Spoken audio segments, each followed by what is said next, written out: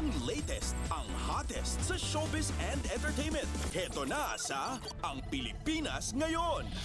Halu! Magandang araw sa ating mga chismoso at chismosang nag-abang ng mga trending na balita sa mundo ng showbiz. Ito na ang ratsyada ng ating mga chika. Inireveal ng batang kapuso actress na si Jillian Ward kung sino-sino sa mga kapamilya stars ang nais niya makatrabaho in the future. Unang-una sa wishlist na makatrabaho ni Jillian ay si Vice Ganda. Ayon sa actress, talagang napaka-sweet ni Vice sa tuwing nakikita niya ito kaya sobrang mahal na mahal niya ito. Sumunod ay ang primetime king ng ABS-CBN na si Coco Martin. Pati si John Lloyd Cruz ay gusto nitong makatrabaho. At mula nang makilala si Jillian Ward noong 2010 bilang child star, napakarami nang nagbago sa kanyang karera at personal na buhay. Ayon sa lead star ng Kapuso series na My Ilonggo Girl, nagsimula na siyang mamuhay ngayon bilang independent woman. At bumida ang Kapuso actress noong 5 taon gulang pa lamang ito sa TV remake ng pelikulang True This Liit na ginampanan ni Vilma Santos ilang dekada na ngayon ang nakararaan. Ang latest, ang hottest sa showbiz and entertainment. Heto na sa Ang Pilipinas Ngayon.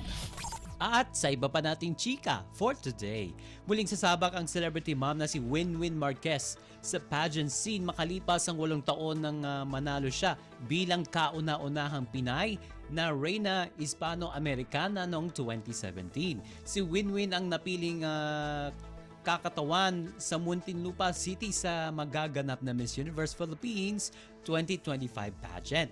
Maraming natuwa sa muling pagsabak ng celebrity mom sa pageant scene makalipas ang ilang taon mula nang manalo siya bilang kauna-unahang Pinay na Reyna Hispano-Americana noong 2017. At syempre all out naman ang suporta sa kanya ng pinsang si Miss Universe Philippines 2023 Michelle D na super excited na sa paglaban ni Winwin sa MUPH. In fairness kasi marami ang nag-comment mapa-artista o fan na tama ang naging desisyon ng Kapuso star na muling sumabak sa pageant world. Kasunod nito, sandamakmak na mensahe agad ng pagbati ang natanggap ni Winwin na nagsabing excited na sila sa magiging journey ng Kapuso actress sa Miss Universe Philippines 2025. Ang latest, ang hottest sa showbiz and entertainment. Heto na sa Ang Pilipinas Ngayon. At sa uli nating chika for today, feeling lucky ang kapamilya actress at influencer na si Andrea Brillantes sa chance na ibinigay sa kanya ng primetime king ng ABS-CBN na si Coco Martin na maging bahagi ng bagong season ng FPJ's Batang Quiapo. Isa si Andrea sa mga bagong cast members ng top rating action drama series ng Kapamilya Network. Kahit feeling lucky si Andrea ay inamin nito na talagang kinakabahan nito dahil iniisip niya ang naturang serye araw-araw. Sabi niya, quote and unquote, minsan 5 times a day I think about it more than I eat pa nga. At pagpapatuloy pa niya, quote and unquote, yung mga kasama ko po sobrang bigatin nila. Doong una, super happy lang ako. Pero when I got there, may StoryCon, merong press, may yung mga kasama ko sa seat, what am I even doing here? Pero nagtiwala sila sa akin, ibig sabihin, naniniwala sila na meron akong ibubuga. So kailangan ko to live up to their expectations. I will try my very best, dagdag ni Andrea. At hiling ni Andrea na magtagal ang kanyang karakter sa naturang serye. Nabanggit din ni Andrea na